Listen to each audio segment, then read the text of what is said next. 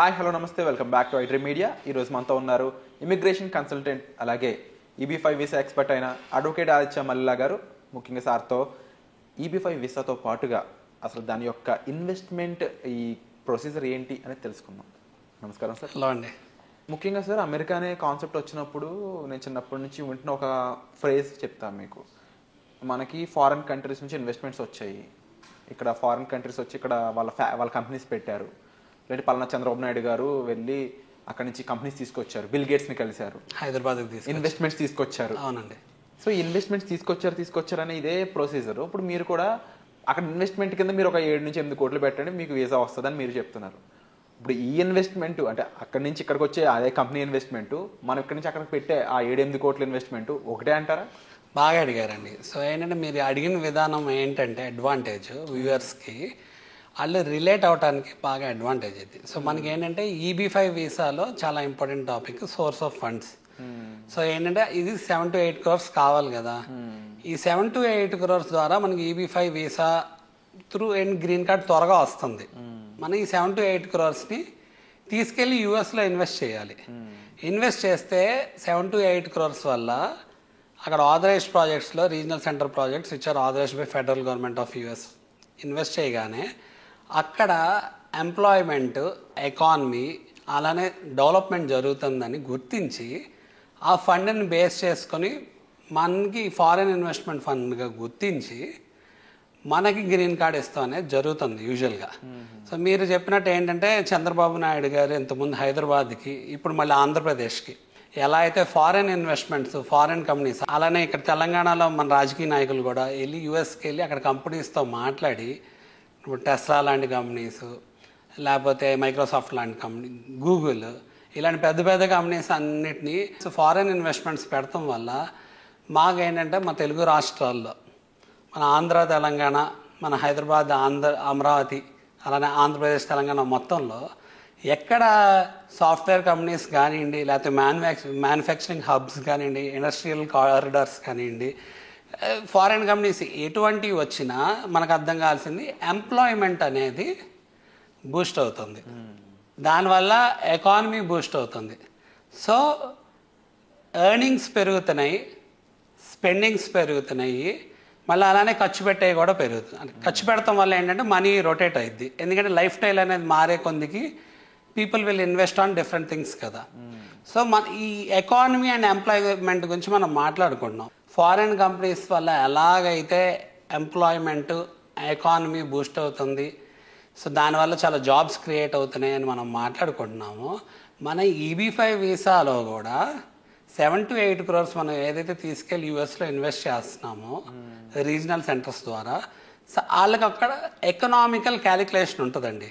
So part time jobs అవనండి, full time jobs అవనండి, direct jobs అవనండి, ఇండైరెక్ట్ జాబ్స్ అవనండి, ఇండ్యూస్ జాబ్స్ అవనండి, వీటిలన్నింటినీ క్యాలిక్యులేట్ చేసి ఆ డబ్బులు స్పెండ్ చేయటం వల్ల, అంటే ఆ డబ్బులు ఖర్చు అయ్యి ప్రాజెక్ట్లో స్టేజెస్ వైజ్గా రిలీజ్ అవటం వల్ల చాలా డెవలప్మెంట్ అనేది అక్కడ జరిగిద్ది. ఇప్పుడు మనం రియల్ ఎస్టేట్ ప్రాజెక్ట్స్లో మనం డబ్బులు తీసుకెళ్ళి ఇన్వెస్ట్ చేస్తాం అనుకోండి, అక్కడ మనం ప్రాపర్టీ ఓనర్ అవుతాం.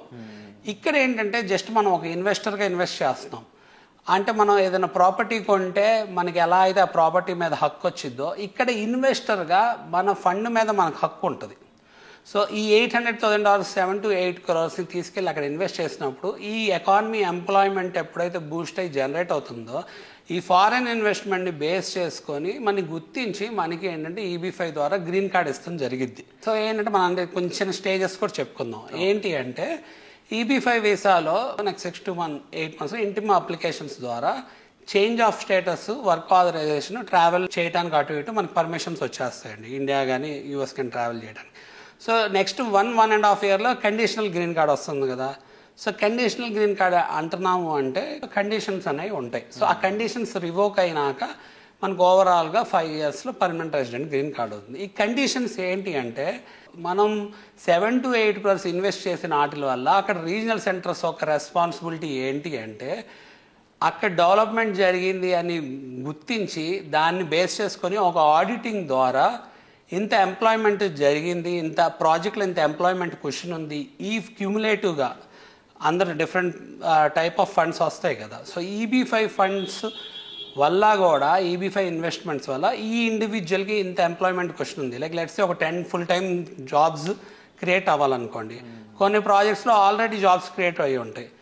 కొన్ని ప్రాజెక్ట్స్ ఎలా ఉంటుంది అంటే 18% ఫుల్ టైమ్ జాబ్స్ క్రియేట్ అవుతున్నాయి అనుకోండి.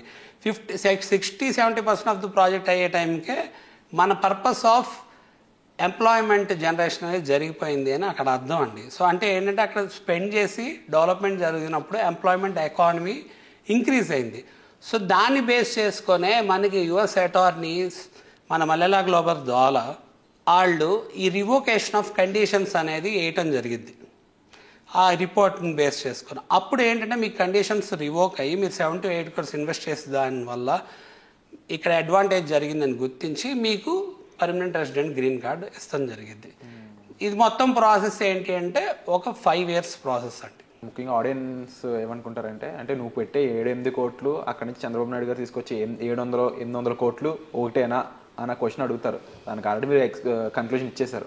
అక్కడ ఫెడరల్ ఎలా పనిచేస్తుంది, చిన్న చిన్న ఫండ్స్ దగ్గర నుంచి ప్రతిదాన్ని కూడా ఎంత నీట్గా డిజైన్ చేసుకుంటుంది అనేది. అవునండి. సో ఇప్పుడు మనం అక్కడి నుంచి ఒక స్పెసిఫిక్ అమౌంట్ని ఇన్వెస్ట్మెంట్గా పెట్టి ఈ తెచ్చుకునే గ్రీన్ కార్డ్ అనేది ఎటువంటి సందర్భాల్లో కూడా దీన్ని రిజెక్ట్ అంటే H1Bలు రిజెక్ట్ అయినాయి ఇంకోటి అని న్యూస్ వస్తుంటుంది కదా. అవునండి. EB5 కూడా అలాంటి దానికి ఇంపాక్ట్ అవుతుందా అవ్వదా? So technically it's a very good question అండి. సో మనకు అర్థం కావాల్సింది ఏంటంటే ఇన్వెస్ట్మెంట్ ఎప్పుడు ఎంత పెద్దగుంటే అంత క్యుములేటివ్గా అంత ఎంప్లాయ్మెంట్ జనరేట్ అయ్యిద్ది, అంత ఎకానమీ జనరేట్ అయ్యిద్ది, దానివల్ల అంత ప్రోగ్రెస్ జరిగింది. అందుకే కదా మనకి ఏంటంటే ఎన్ని $millions వచ్చినాయి, ఎన్ని $billions వచ్చినాయి అని ఎలా అయితే ఆంధ్ర తెలంగాణకి ఫారెన్ కంపెనీస్ తీసుకొచ్చాము, అలానే వాళ్ళకి సబ్సిడీ ఇస్తారు, లాంగ్ టర్మ్ లీజ్ ఇస్తారు, తక్కువకే ల్యాండ్స్ ఇస్తారు, అలానే ఏంటంటే ట్యాక్స్ ఎగ్జెంప్షన్స్ ఇస్తారు. సో సిమిలర్ వే మనం ఎప్పుడైతే మన EB5లో 7 to 8 crores తీసుకెళ్ళి అక్కడ ఇన్వెస్ట్ చేస్తున్నామో మనం ఒక్కళ్ళే కాదండి, త్రూఅవుట్ ద వరల్డ్ అందరికీ కోటా ఉంటుంది కదా, EB5 వీసా కోటా, వాళ్ళు కూడా ఇన్వెస్ట్ చేస్తారు. సో ప్రతి ప్రాజెక్ట్లో డిఫరెంట్ టైప్స్ ఆఫ్ ఫండ్స్ ఉంటాయి. ఇన్వెస్టర్ ఫండ్స్ ఉంటాయి, EB5 ఇన్వెస్టర్ ఫండ్స్ ఉంటాయి, ఒక్కోసారి బ్యాంక్ లోన్స్ అయి ఉండొచ్చు, డెవలపర్ ఓనర్ ఫండ్స్ ఉండొచ్చు.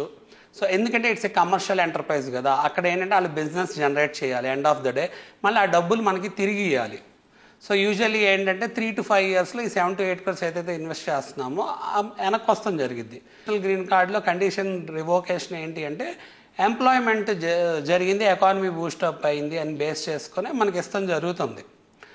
సో ఏంటి అంటే ఈ డబ్బులు మనకి ఎంత సెక్యూర్డ్గా ఉంటాయి అంటే మనం అర్థం చేసుకోవాల్సింది, మనం అక్కడ ఏదైతే ప్రాజెక్ట్లో ఇన్వెస్ట్ చేస్తున్నామో ఆ ప్రాజెక్ట్కి ఎటువంటి క్రెడిబిలిటీ ఉంది, లీగాలిటీస్ ఉన్నాయి, ఎటువంటి అప్రూవల్స్ ఉన్నాయి, ఎటువంటి లీగల్ డాక్యుమెంటేషన్ ఉంది, ఆ డాక్యుమెంటేషన్లో ఎగ్జాక్ట్గా ఏమిస్తున్నారు, మీ ఫండ్ ఎలా క్లాసిఫై అయింది, దీన్ని బేస్ చేసుకొని మన డబ్బులు మనకి వెనక్కి వస్తాం జరిగింది, మన ఇమిగ్రేషన్ గోల్ మనం రీచ్ అవ్వడం జరిగింది.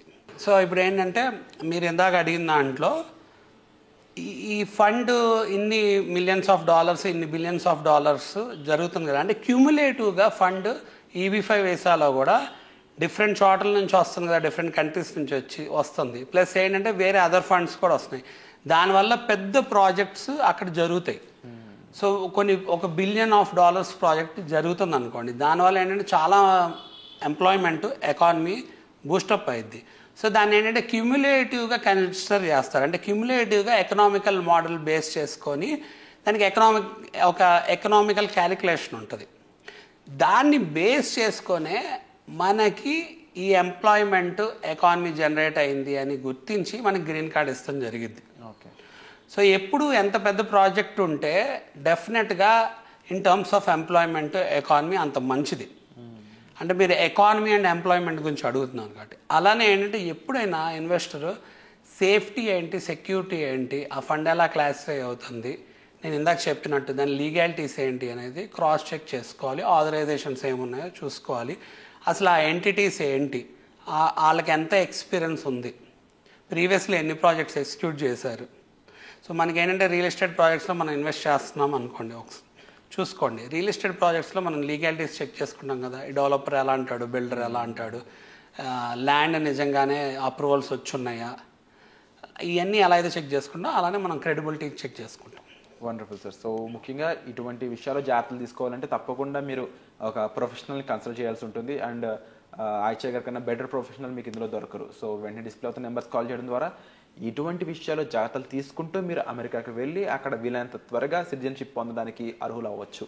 సో ఇంత సింపుల్గా మీకు ఈ ఇన్ఫర్మేషన్ అందజేస్తున్న ఆయిచే గారి పర్సనల్ అపాయింట్మెంట్స్ అనేవి ఓపెన్ అయ్యి ఉన్నాయండి. మీరు డిస్ప్లే అవుతున్న నెంబర్స్ కాల్ చేయడం ద్వారా పర్సనల్గా ఆయన కలిసి మీరు డెసిషన్స్ అనేవి తీసుకోవచ్చు.